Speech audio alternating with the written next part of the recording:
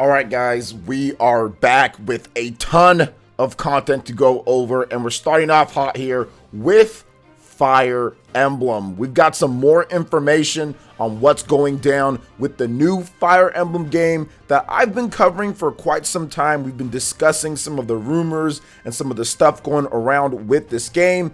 Emily Rogers is back to kind of fill in exactly what the mindset is for Nintendo and what they're going to do with the next Fire Emblem game. So I will be reading off of a post that Emily recently said, and also just to confirm that it was her, she did share this with, I think it was Eurogamer. Yeah, Eurogamer also shared this, and she like retweeted the article, so it definitely was her official account, everything like that. So here's what she had to say recently on the Famiboards thread with Nintendo discussing the next Fire Emblem game on the Nintendo Switch. The big wild card is still Intelligent Systems Fire Emblem. Will it be an October 2022 release or an early 2023 release, February or March? I've mentioned before that this game is nearly finished with its development. Intelligent Systems has had over 3+ years to develop this game, and they've received assistance from a support studio, and we'll talk about who that support studio is in just a bit. Now let's rewind the clock back to the year 2017. During that year, Nintendo released 2 Fire Emblem games, Fire Emblem Warriors and Fire Emblem Echoes, Shadows of Valentia. And technically, they also released another one with the Fire Emblem Heroes mobile game as well. Or at least they announced it and they talked about it there too. So there was a lot of stuff going on. Now, who says history can't repeat itself again? That said, I could see Nintendo's marketing team saying, oh well, our fall lineup is already stacked with Xenoblade, Bayonetta 3, etc. Let's move Fire Emblem to early 2023. But as I said before, in terms of sales, I just don't think Bayonetta 3 is big enough to carry an entire month on its own. I want to talk about that in just a little bit too.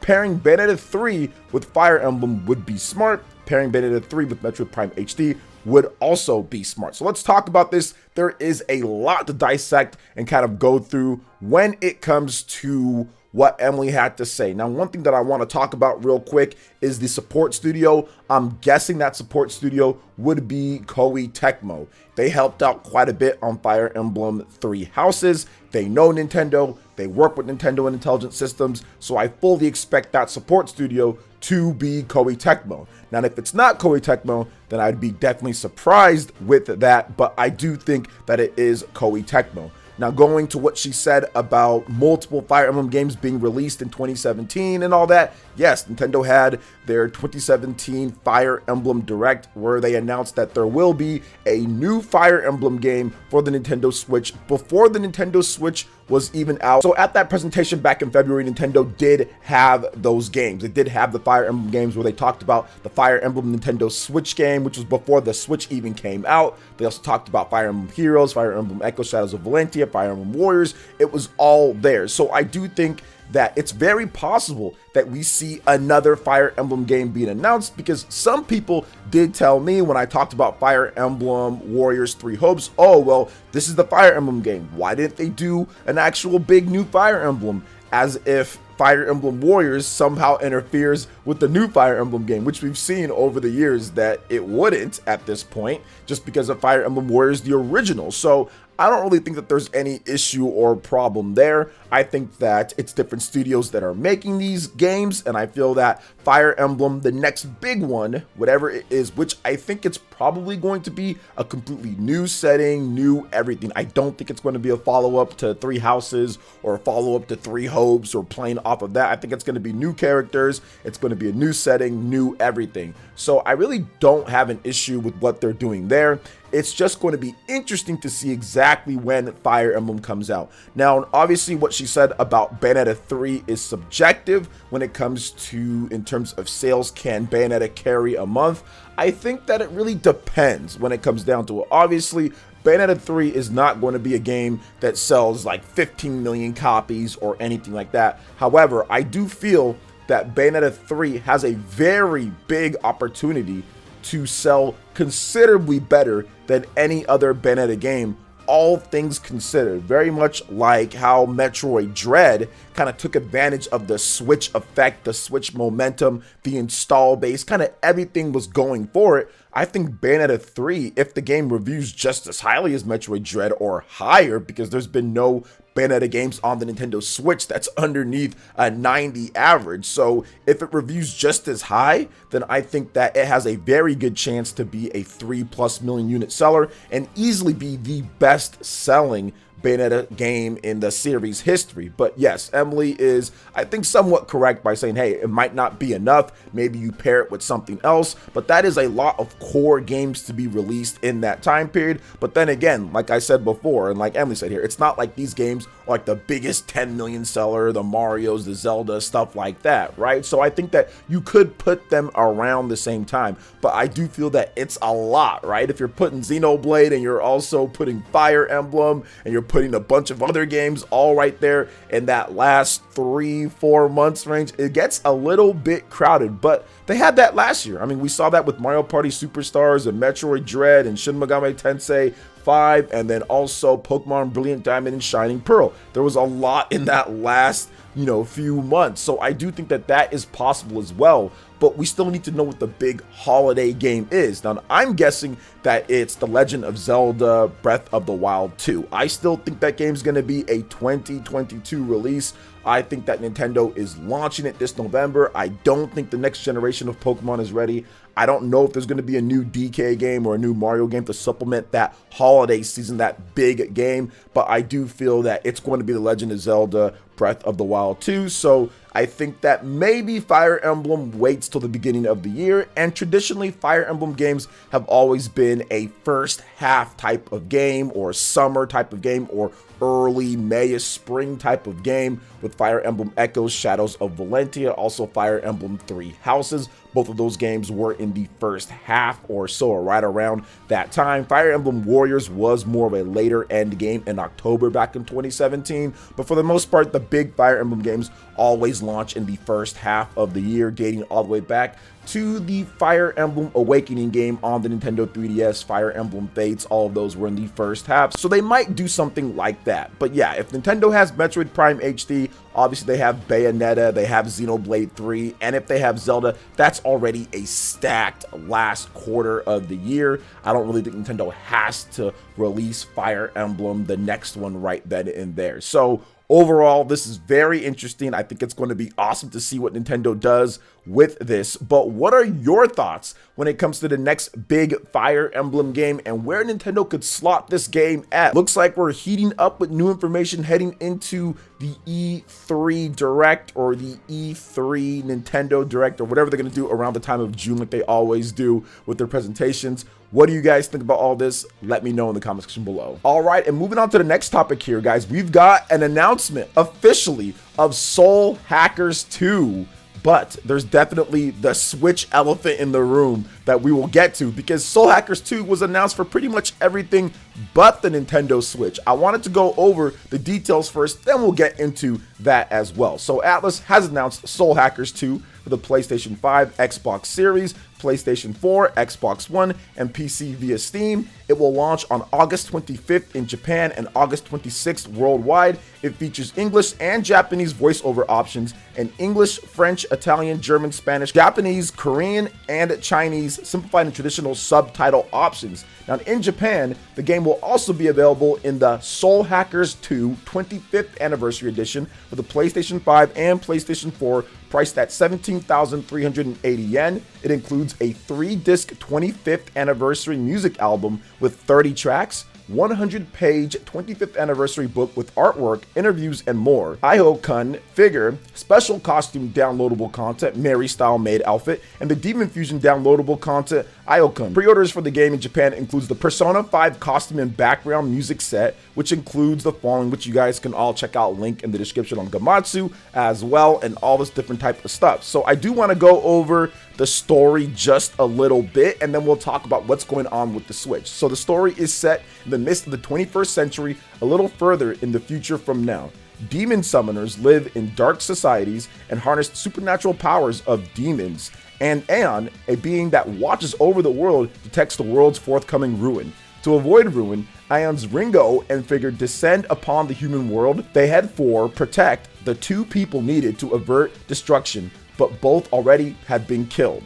Ringo deploys Aeon's special ability Soul Hack to revive their targets. Working alongside the Devil Summoners, Ringo and Figu pursue a mystery with the future of the world at stake. Will you be able to avert destruction? So the first thing that I thought when I saw this game is that it looks absolutely incredible. When I saw the news on Twitter, I was like, okay, it's going over the different systems, and I was thinking, okay, is there not Switch on here for some reason? What's going on? Because we'd already been covering this, and I thought personally, I knew that it was going to be Soul Hackers, but I didn't know what platforms it was going to be on. I thought it was going to be like PlayStation 4, Nintendo Switch, and like PC, but they got the Xbox Series in there. There's possible talk of a Game Pass deal maybe going down, or Microsoft doing something with that. But overall, there's been discussion why the game isn't coming to the Nintendo Switch, because it looks awesome, and I'll probably get it on PS5, guys. I work with Sega, so I'll probably get a review code or something like that. We'll talk about it, we'll play the game, we'll have fun. It's going to be a good game from what I'm seeing here. The Soul Hacker series has always been good, but now we have an official big sequel, so that's awesome. And also Sega and Atlus, I like the fact that they're doing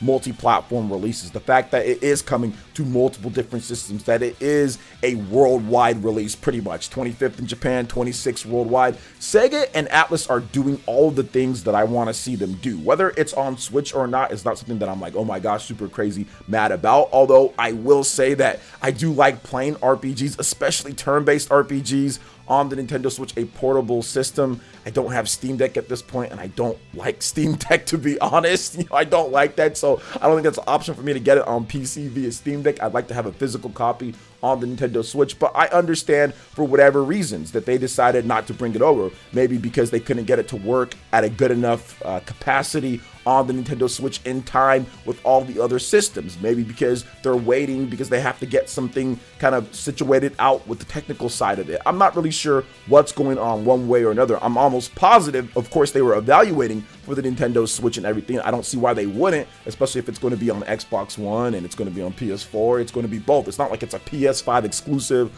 or an Xbox Series exclusive or a PC exclusive. So I'm almost positive that Sega and Atlus were evaluating it, but for whatever reason couldn't do it.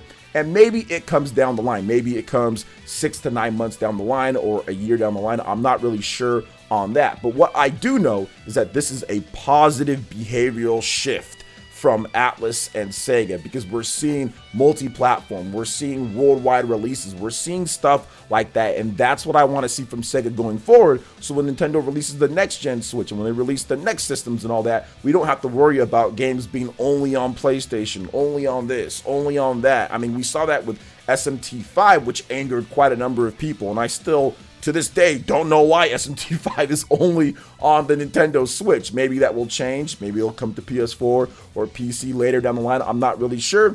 But either way, like, I like to see that they are branching out. I like to see that they are making sure that there's multiple platforms. So we'll see what happens in the future with it. But the game looks really cool. Now, and I also will say that the sales prospects of this game takes a massive hit with it not being on Switch at launch. Now, don't get me wrong. I'm pretty sure PlayStation fans will buy this game somewhat, but Soul Hackers isn't a huge franchise to begin with. It's underneath Persona, of course, and it's even underneath Shin Megami Tensei 5. And then when you remove the Japanese element of the Nintendo Switch, a system that outsells every other system by like 20 to 30 times in Japan on a daily basis, pretty much for the week. I mean, you'll just see that the Nintendo Switch is always outselling it.